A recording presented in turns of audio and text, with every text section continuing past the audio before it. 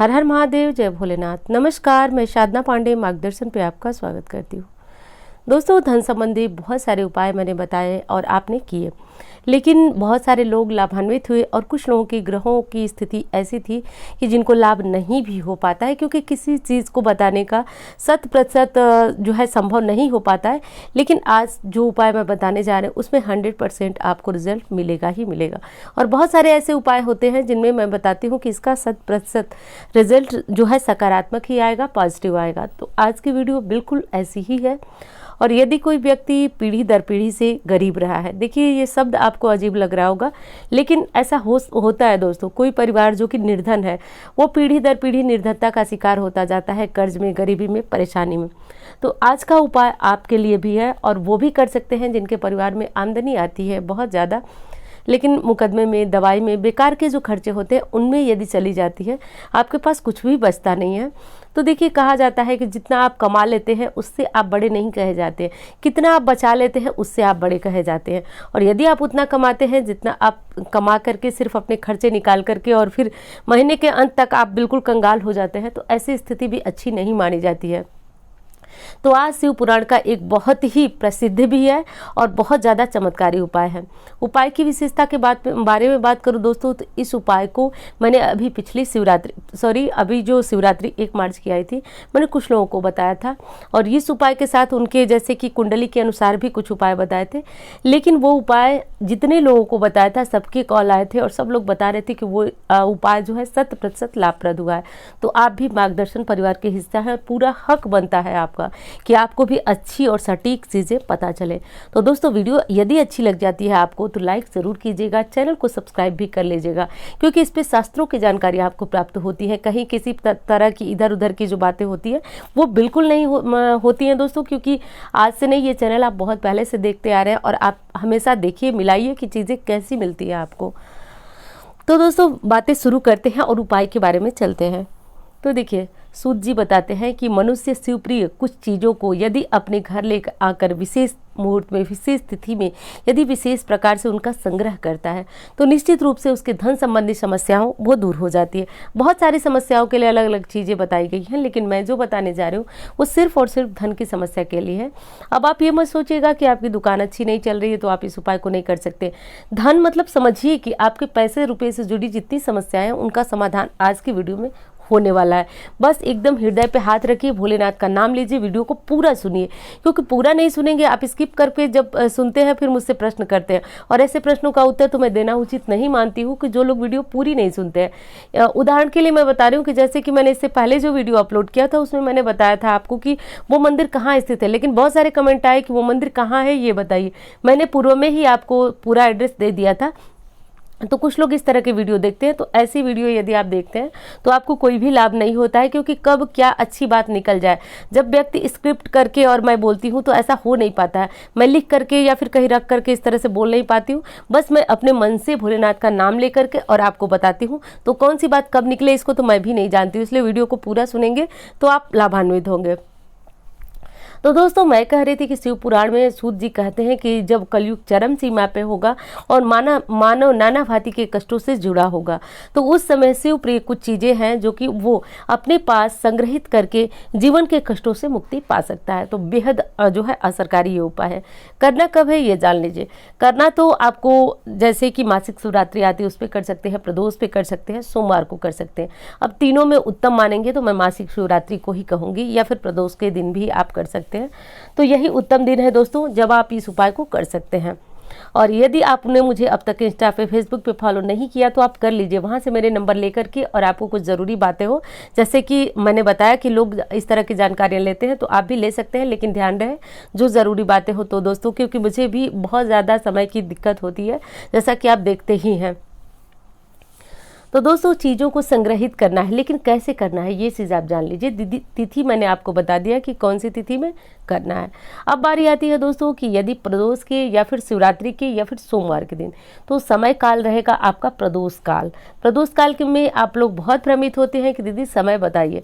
तो समय एक मोटा मोटा समय है जो दोस्तों, जो कि शास्त्रों में लिखा है। शास्त्रों में लिखा हुआ है कि आप बिना किसी घड़ी देखे, बिना किसी मुहूर्त के, जब सूर्यास्त हो रहा है उससे 40-45 मिनट पूर्व का समय और लगभग उससे उतना ही समय पीछे चले जाइए, सूर्यास्त होने के बाद 40-45 मिनट। ये समय काल जो है आपकी पूजा का है।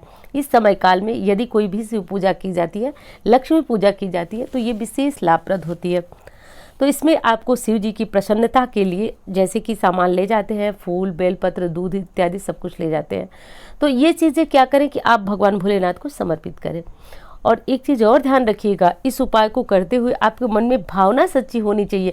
इसीलिए तो मैं इतना ज़्यादा भाषण दे करके आपको बातें पहले बताती हूँ कि ये उपाय किसने किया, किसको लाभप्रद हुआ। क्योंकि दोस्तों ये सोशल मीडिया, जो लोग मुझसे बात करते हैं, ये उनका मतलब कि उनका पर्सनल एक्सपीरियंस होता है, तो नाम लेकर किसी को क्लोज करना बिल्कुल मेरा उद्देश्य नहीं, लेकिन हाँ बताती हूँ आपको कि आप भी लाभान्वित हो। तो आपको ले जाना है बेलपत्र और थोड़ा सा अक्षत, आप ले ही जाते हैं हमेशा शिव पूजा में, तो ये चीज़ें आप ले जाइएगा। ले जाने के बाद जैसे आपने सारी पूजा की, जैसे कि सर्वप्रथम आप जल चढ़ाएंगे, गंगा जल चढ़ाएंगे, उसके बाद पंचामृत चढ़ाएंगे, उसके बाद जो है भगवान भोलेनाथ का श्रृंगार किया जाता है। श्रृंगार में क्या होता है, भस्म होता है और भगवान भोलेनाथ को इत्र चढ़ाएं, जनेऊ चढ़ाएं, मौली रूपी वस्त्र चढ़ाएं। यदि वस्त्र कोई और विशेष चढ़ाना चाहते हैं तो जैसे राम नाम लिखा हुआ दुपट्टा आता है, बहुत सारे जगहों पे उसको गमछा के नाम से जाना जाता है, तो जिस नाम से जाना जाता है वो भी चढ़ा सकते हैं।